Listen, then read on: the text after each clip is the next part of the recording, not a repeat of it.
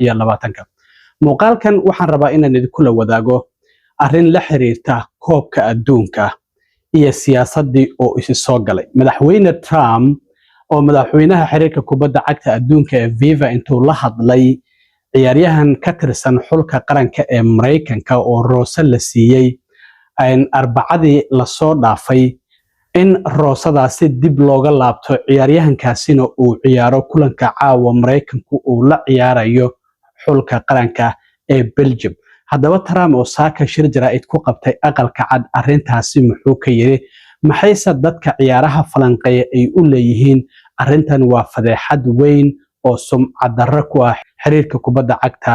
ee adduunka ee FIFA Trump wuxuu ka yiri koobka adduunka in uu ka socdo Mareykanka Mexico iyo waliba Canada walow labadii wadan ee la martigelinaysay Mareykanka ee Mexico iyo Canada ay ciyaaraha ka hareen oo Mexico xalay oo ugu dambeysay ka hartay oo xulka qaranka Ingiriiska uu ka reebay 3-2 uu uga badiyay isla markaana sidoo kalena Canada ay Morocco ka reebtay oo 3-0 ay Morocco ku badisay waana ilaa ay hadda xulka kaliya ee Afrikaanka ee Morocco ee 8-dhamaadka u soo gudbay isla markaana sidoo kalena wadamada kale ee soo gudbay waxa kamid ah maalimadii shalay ahayd Brazil oo laga adkaaday isla markaana Norway ay soo gudubtay iyo sidoo kale Ingiriiska Mareykanka ayaa ka soo haray wadamadii martigeliyaasha Mareykankana Belgium ayaa magaalada Seattle ee gobolka Washington caawa 2 saac uu kula ciyaari doona marka haddii la reebana waan arki doonaa haddii 8-dhamaadka uu soo gudbana sidoo kale waynu arki doonaa laakiin waxa la yaab leh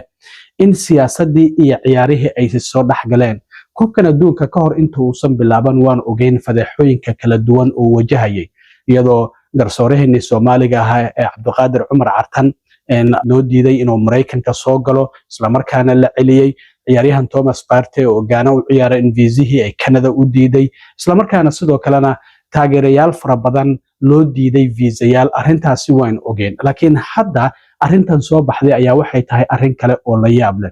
xulka Mareykanka ayaa kulankii wareega 32 uu la ciyaaray Bosnia arbacadii la soo dhaafay oo 1 bisha ahayd waxa jirtay in weeraryahankooda Florian Balogun roose la siiyay qaybtii dambe ee ciyaarta waana ciyaaryahanka goolasha ugu badan Mareykanku u dhaliyay koobkan adduunka oo 3 gool ayuu u dhaliyay waliba kulankaasi oo Mareykanku 2-0 uu ku badiyayna goolka koobaad isaga ayaa u dhaliyay laakiin qaybtii dambe ayaa markii ciyaaryahan ay isla boodeen oo lugta uu uga istaagay ayaa waxa loo arkay inuu yahay foul qatara ama qalad qatara oo ciyaaryahankaasi dhaawici karay lugtiisana jabin karay sidaas darteed garsoorihii ciyaartaasi oo Brazilian ah isla markaana Rafael Claus la yiraahdo ayaa markii uu dib loo eegay foulkaasi ama qaladkaasi dib loo eegay oo video assistant referee-ga VAR-ka dib loo fiiriyay waxaa loo arkay inay tahay foul qatara ama qalad qatara oo ciyaaryahanka kale ee reer Bosnia qatar gelin karay lugtiisana jabin karay sidaas darteed roose ayaa la siiyay ama kaarka casaanka ah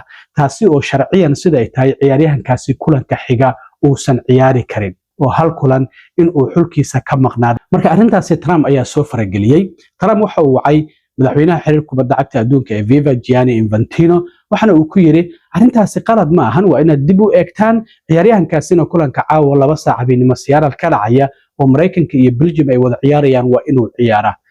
xiriirka kubadda cagta marka FIFA guddigooda ayaa arrintaasi dib u fiiriyay markii Trump uu wacay madaxweynaha FIFA waxayna yiraahdeen qodobka 27aad ee anshaxa xiriirka kubadda cagta adduunka ee FIFA markaan fiirinay kadib waxaan garanay in 1 sano suspension lagu sameeyo roosadaas marka waxay tahay ciyaaraha isla reebka ee soo socda ee koobka adduunka kulan kamid ah ayaa ciyaaryahankan uu seegi doonaa laakiin kulanka caawa Belgium iyo Mareykanka ay Seattle ku wada ciyaarayaan macnaheedu waa uu ciyaaraya arrintaasina waxay noqotay arrin fadeexa in siyaasadii iyo ciyaarihii ay soo dhaxgalaan Trumpna uu waco madaxweynaha xiriirka kubadda cagta adduunka ee FIFA uu ka codsado in dib eegis lagu sameeyo qaladkaasi roosaha lagu siiyay ciyaaryahankaasi Trump marka saaka shir jaraa'id ayuu ku qabtay markii FIFA ay tiri ciyaaryahankaasi kulanka caawa waa uu ciyaari doonaa shalay go'aankaasi uu soo baxay madaxweyne Trump marka shirkiisa jaraa'id si cad ayuu ugu sheegay in wuxuu yiri arrintaasi qalad ay ahayd anigu ma aan garanayn red card waxa uu yahay laakiin markii la igu yiri ciyaaryahanka kulanka soo socda marka uu ciyaarayo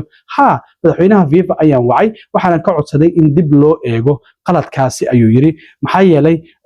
mid kamid ah ciyaartooyda ugu wanaagsan haddii refereegu uu roose iska siinayo arrintaasi arrin sax ma ahan waxana uu sheegay labada ciyaaryahan waa isla boodeen kadibna lugahooda ayaa isgalay sidaas darteedna arrintaasi ma ahayn arrin qalada waxaana uu sheegay mid cadaalada ma aysan ahayn sidaas darteedna waxaan ka codsaday in dib u eegis lagu sameeyo bal madaxweyne Trump oo aqalka cad ka hadlayay arrintaasina aan ku dhawaaqayay waxa uu yiri. Whereas when you see it in fast motion, it will look like two guys collided, which is really what happened. They got sort of entangled. He didn't do anything wrong, and he's our best player or one of our best players. A very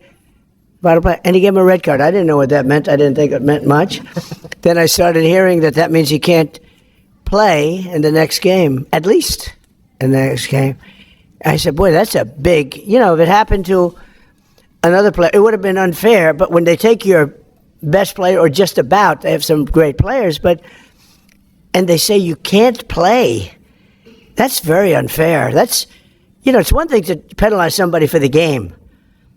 but how do you penalize them for a game that hasn't been played yet? It's very unfair. You can't do that. So, yes, I asked for a review by FIFA. I spoke to a man who's highly respected, and by the way, whose level of respect has gone up tenfold. And he was good before this started, but he really pushed it in this country. I'm the one that got them to do it. sidoo kale madaxweyne Trump arrintan waa uu ku sii socday xitaa waxa uu eedeeyay garsoorihii reer Brazil ee rawsada siiyay ciyaaryahanka reer Mareykan ee Florian Balogun waxana uu sheegay in garsoorahaasi marka dib loo eego ayuu yiri taariikhdiisa in qaladaad fara badan uu leeyahay laakiin ma doonayo hadda inaan sheego ayuu yiri laakiin in uu awoodaasi leeyahay garsooruhu ma baanan ogeyn oo ciyaaryahankii uu rabo oo roose iska siin karo marka sidaas darteed waxa uu yiri arrintan FIFA wasaq ayay ku ahaan lahayd laakiin hadda ayaaba arrintan FIFA ay wasaq weyn ku tahay maxaa yeelay in madaxweyne wadankii martigelinayay koobka adduunka uu yiraahdo ciyaaryahankaasi ka tirsan wadankayga waa in roosadaasi laga laabtaa isla markaana kulanka caawa uu ciyaara arrintaasi waa fadeexad weyn oo weli horay aan u dhicin maxaa yeelay FIFA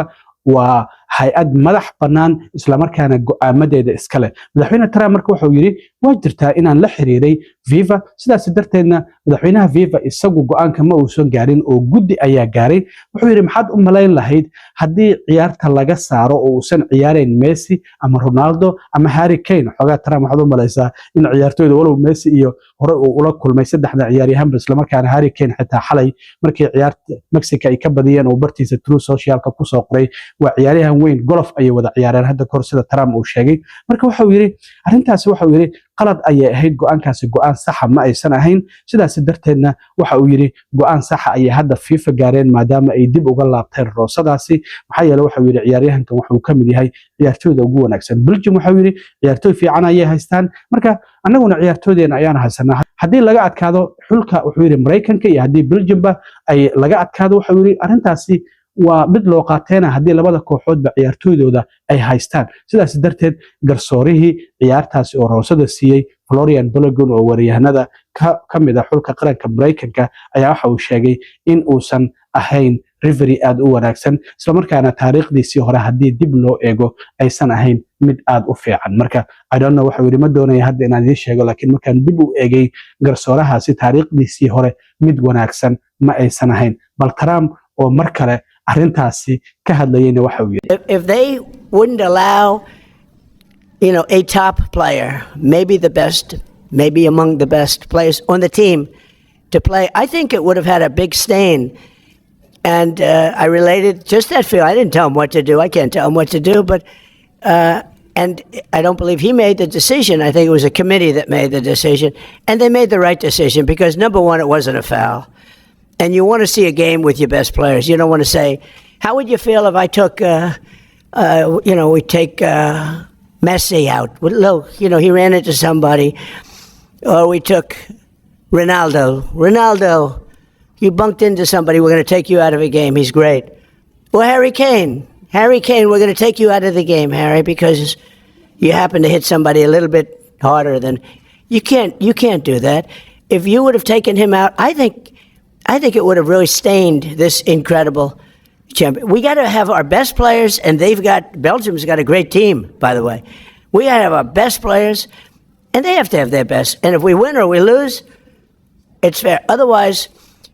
let's say we lost them and we lose the game. It would be a terrible thing. So I think they made a really brilliant decision. I think the referee's call was horrible. And nobody talks about that. They talk about the red card like it's fine. Nobody talks. The referee's decision to red card. I didn't know what the hell a red card was. When I found out, I said, you got to be kidding. This guy just hands up. Okay, your best player is not going to play next week or in the next game. I said, wow, that's a lot of power. That's terrible. But then I looked at his past, and it wasn't so great. marka sharciyan marka ciyaaryahan Rose la siiyo marka hadda horyaalada aan eegayn iyo koobka adduunkaba kooxdu racfaan ayay ka qaadan kartaa laakiin koobka adduunka kale hadda racfaan lagama qaadan karo ciyaaryahanka hadii Rose la siiyo waxa qasaba kulanka xiga inuu maqnaado waxay ku dhacday ciyaartoy fara badan South Africa ciyaartii furitaanka laba Rose la siiyay sidoo kalena waxa jirtay in kooxda Paraguay ciyaaryahankooda Almiron kulankii 32 oo ay ciyaarayeen intuu afka dabooshay Rose la siiyay isla markaana kulankii xiga oo ka maqnaa marka arinta la yaab ayay noqotay in Trump intuu la soo istaago uu yiraahdo waxaan wacay madaxweynaha FIFA waxaana iri arintaasi dib ha loo eego kadibna waa layga ogolaaday oo ciyaaryahankii kulanka caawa Belgium iyo Mareykanka siyaarada ay ku wada ciyaarayaan waa uu ciyaaraya bal arintaasi la yaab kale dhinaca sportiga ayaan maanta galnay ayaan rabay inaan idin la wadaago sidoo kalena Spain iyo Portugiiska aniga team Ronaldo ayaan ahay waxaan filayaa Ronaldo sanadkan koobkan inuu ku guuleysan doono walow kulamo adag ay ka horeeyaan Spain ayaana ciyaartooda ay hadda socotaa ay wada ciyaarayaan Portugiiska iyo waliba Spain natiijada ka soo baxdana waan arki doonaa